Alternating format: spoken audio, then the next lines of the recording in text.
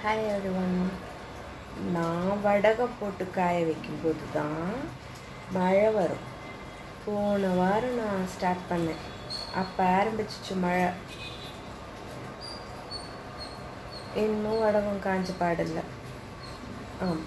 மழைன்னு இன்னொரு விஷயம். போன வாரம்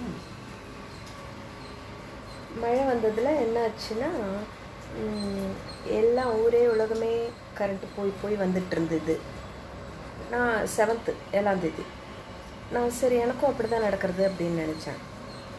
நைட் பார்த்தா நைட் 10 o'clock 10:30 ஆகி கூட கரண்ட் வரல. எங்களுக்கு மட்டும், இந்த ஒரு வீட்டுக்கு மட்டும், ஏரியா பூரா எல்லா இடத்துலையும் கரண்ட் இருக்குது.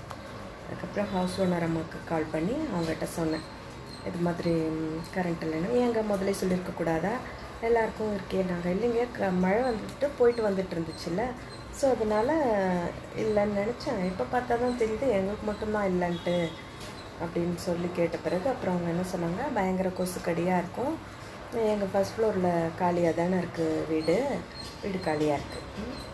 அவங்க தான் யூஸ் பண்ணுறாங்க, ஆனால் யாரும் அதில் ஸ்டே பண்ணிடல, காலியாக இருக்குல்ல, அங்கே வேணால் ஹாலில் படுத்துக்கோங்க, முன்னாடி கீ தரேன் அப்படின்னாங்க. ஃபஸ்ட்டு வேண்டான்னு மறுத்தாலும் கூட கொசுவை நினச்சா யோசனை பண்ணால் வெயில் காலம் அப்போ குளுக்கும். அப்போ தான் ஃபஸ்ட்டு மழை வர ஆரம்பித்தது இது.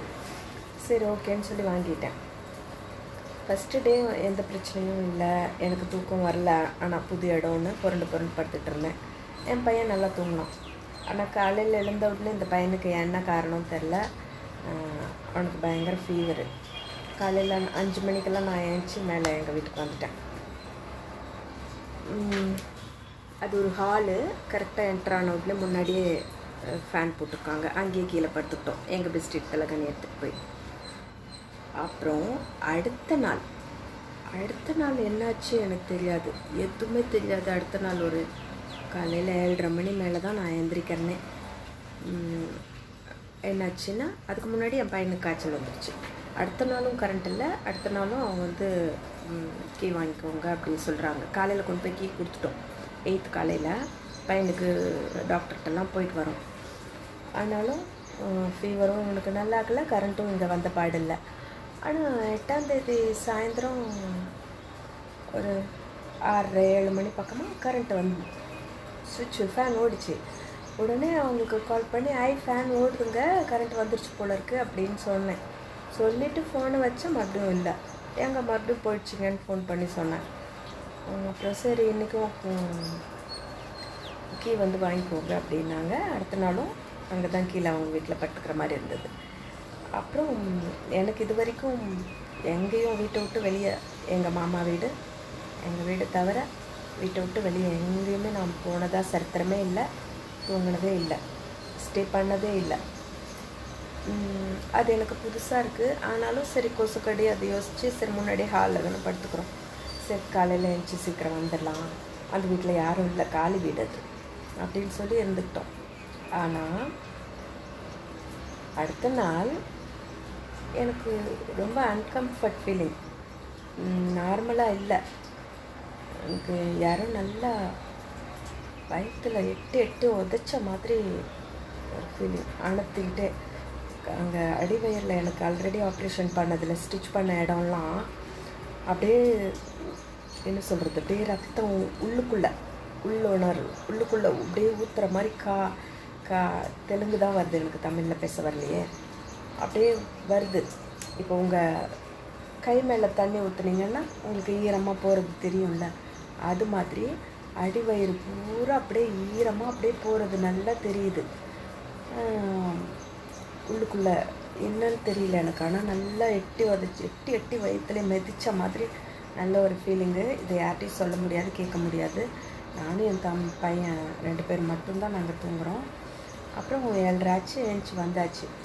அதுக்கப்புறம் இந்த ஒரு வாரமும் எனக்கு இப்போ இந்த நிமிஷம் வரைக்கும் வயிறு வலி சரியாகவே போகவே இல்லை. வயிறு வீக்கமாகவும் உப்பசமாகவும் பெருசாகவும் இருக்குது. எந்த இடத்துல தொட்டாலும் வயிறு அப்படியே புண்ணு மாதிரி அப்படி ஒரு பெயின், தாங்க முடியாத பெயின்.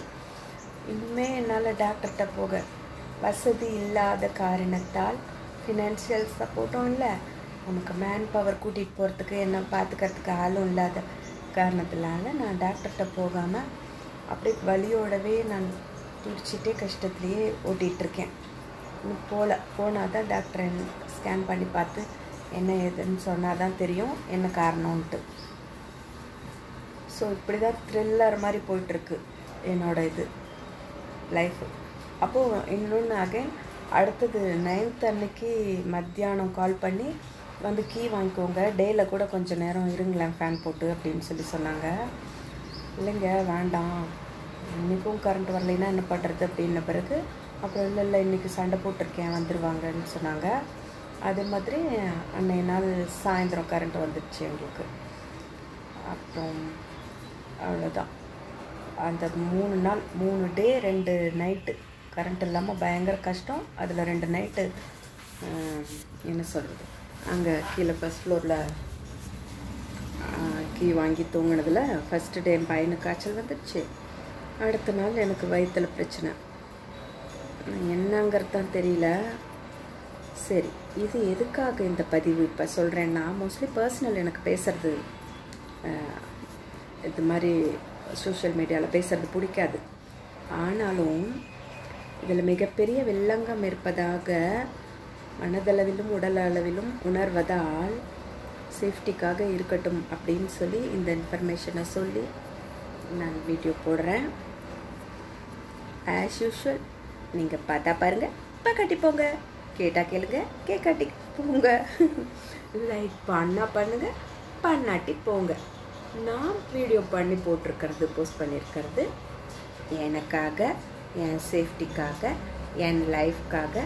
நாளைக்கு பின்னாடி எனக்கு ஒரு பிரச்சனை ஆபத்து எனக்கோ என் பையனுக்கோ அப்படின்னா இந்த வீடியோ தேவைப்படும், உபயோகமாக இருக்கும் என்பதை தெரிவித்துக் கொள்கிறேன். பாய்.